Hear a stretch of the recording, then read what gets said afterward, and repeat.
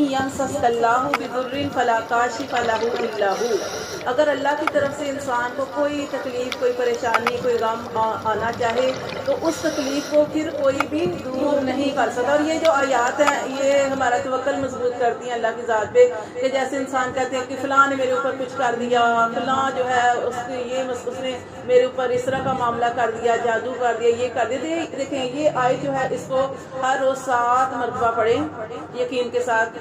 اور اس کے علاوہ جو دوسری چیزیں ہیں جیسے چاروں کل اور آیت الکرسی کم از کم 3 مرتبہ رات کو پڑھیں، یا پھر آپ منزل جو ہے وہ اس کو پڑھ لیں۔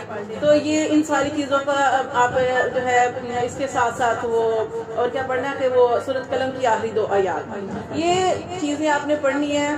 اور پڑھنے کے بعد آپ نے، اور یہ جو آیت ہے اس کو 7 مرتبہ پڑھنے کے بعد اللہ کی ذات پہ توکل کرنا ہے، اللہ کی ذات پہ بھروسہ کرنا ہے۔ اگر آپ کو کوئی لگ رہا ہے کہ کوئی آپ کا